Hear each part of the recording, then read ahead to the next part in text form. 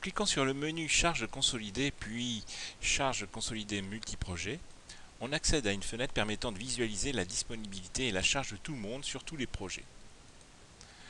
Alors, on peut également visualiser la charge des ressources individuellement, de l'ensemble des ressources d'une équipe, en sélectionnant l'équipe, ou par métier. Enfin, la liste des ressources est alors préfiltrée par ces critères et on sélectionne alors toutes les ressources. Voilà. Par exemple, je vais m'intéresser aux ressources, à la charge consolidée Monsieur IBU, depuis non pas le mois de juillet, mais depuis le mois de mars. Et donc le logiciel affiche la disponibilité de la ressource. Donc ici la ressource est indisponible. Donc par clic droit on voit que la personne est en congé le 24 juillet. Ici elle est en RTT, etc. Puis on peut le faire pour plusieurs ressources, dont toute une équipe. Je vais afficher par exemple la charge de Monsieur ABC également. Voilà.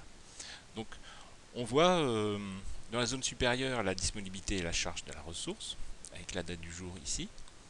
Et dans la zone inférieure, par défaut, ce sont les tâches Gantt. Donc les tâches Gantt qui correspondent à chacune des tâches projet. Mais on voit dans la zone supérieure également les congés de la ressource et les dates de fermeture du site auquel la ressource est attachée. Et ça pour les deux ressources que j'ai affichées là.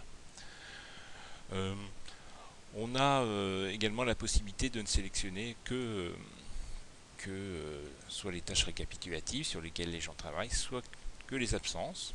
Donc ça peut être intéressant pour l'été par exemple d'afficher du 1er juillet au 1er septembre qui est présent dans l'entreprise. On peut également afficher le tableau des tâches des ressources affichées.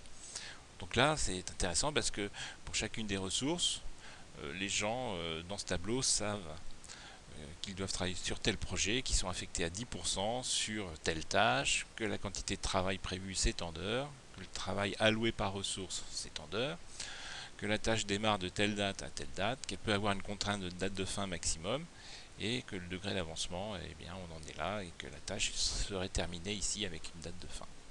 Voilà. On peut même cacher les tâches terminées ou ne pas les cacher. Voilà. Donc ça c'est l'affichage du tableau des tâches. Et on a également une fonction de ressources. Donc à chaque fois qu'on va cliquer sur une date, eh bien, on sait que la ressource travaille sur tous ces projets-là, avec leurs différents taux d'affectation.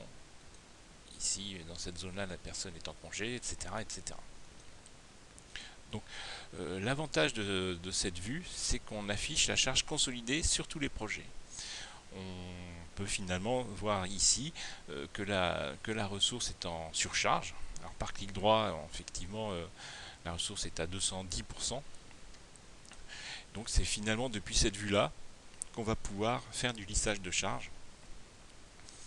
Alors, par exemple, on constate que là, dans cette zone-là, la ressource est à la fois en construction sur le projet construction de bateau en essai en mer et à faire des fondations dans le projet construction de maison.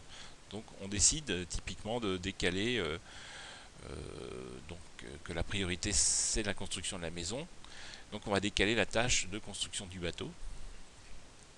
Donc, on fait un clic droit sur cette tâche. Apparaît alors une fenêtre de lissage. Et on dit, bon, bah, la ressource est un peu plus disponible au 1er juillet. Donc on va s'amuser par exemple à décoller cette tâche-là au 1er juillet. On applique la modification, le logiciel modifie le projet et on voit qu'on a effacé la surcharge ici pour la décaler un petit peu ici. On peut revenir en arrière ou en avant pour faire différents scénarios de lissage de charge. On a même une fonction qui permet d'analyser les éventuels franchissements de tâches. Par exemple ici on a une tâche de date de fin pas après à respecter. Si on avait décalé cette tâche là, eh ben, on afficherait l'information ici. C'est ce que je vais faire d'ailleurs. Je vais m'amuser à décaler cette tâche là. Simplement de quelques jours. Ça devrait suffire. Et automatiquement j'ai franchi cette indication date de fin pas après. Et le logiciel me l'indique automatiquement. Voilà. Là on a franchi sur la tâche essai hacké. Une fin prévue le 21 mai, en fait la fin maxi était prévue pour le 17 mai. Donc on va revenir en arrière. Voilà, donc ça permet en fait de faire du lissage de charge tout en vérifiant qu'on n'a pas franchi des dates importantes. Voilà. Et puis si on veut affiner encore plus finement la charge, on dispose même la possibilité de visualiser le plan de charge. Et là, et bien pour des tâches qui sont multi-ressources, on dit on peut fractionner la charge. Donc là, elle est fractionnée par exemple au milieu de tâche. Donc on est toujours à 100% du début de la tâche jusqu'au 3 mai à minuit. Et puis on sera en 100% à partir du 4 mai jusqu'à la fin de la tâche.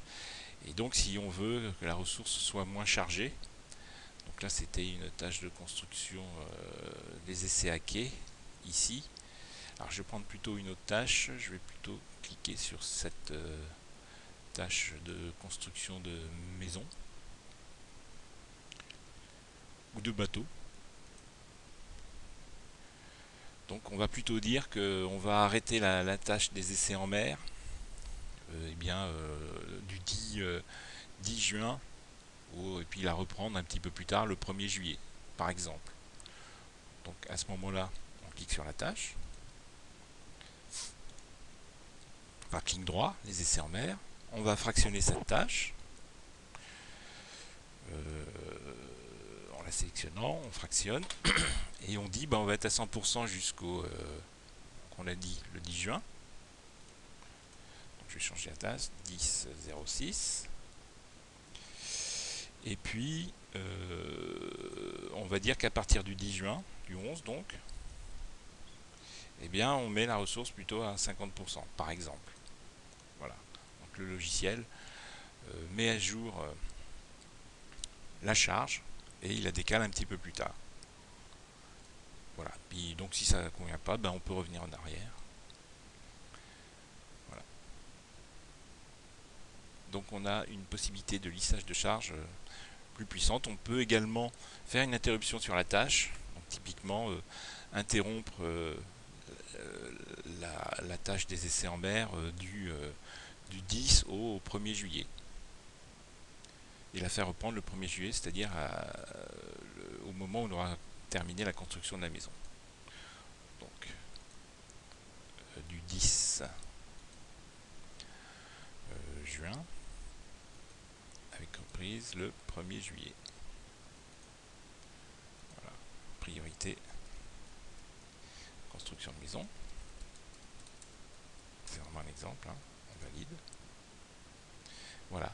Et donc là, on a posé une interruption sur les essais en mer, de façon à faire la construction de la maison. Et on a repris les essais en mer un petit peu plus tard. Voilà typiquement le genre de manip qu'on peut faire. On peut supprimer l'interruption si ça ne convient pas. Voilà. On a également la possibilité, alors si on avait sélectionné plus de ressources, de voir la charge cumulée de l'ensemble des ressources. Par exemple, on peut faire un cumul par semaine. Et là, le logiciel affiche la disponibilité en noir et la charge globale de ces 3 ressources. Donc là, en fait, même s'il y a une personne en surcharge, cette personne n'est pas chargée, celle-là pas du tout. Donc globalement, ça pourrait faire croire qu'il n'y a pas beaucoup de travail. Alors qu'en fait, en regardant plus près, c'est pas le cas. Donc on peut faire ce cumul par semaine ou par mois, selon les besoins. Voilà. Et puis, si dans le détail, on veut travailler sur le projet, il suffit de faire un double clic sur le projet, la tâche projet, et on ouvre directement le projet à la tâche cliquer. Voilà. Également, on peut afficher plus d'informations. On peut imprimer et copier ces courbes-là, et pareil en haut. Voilà pour le graphe, enfin pour la vue de la charge consolidée multiprojet.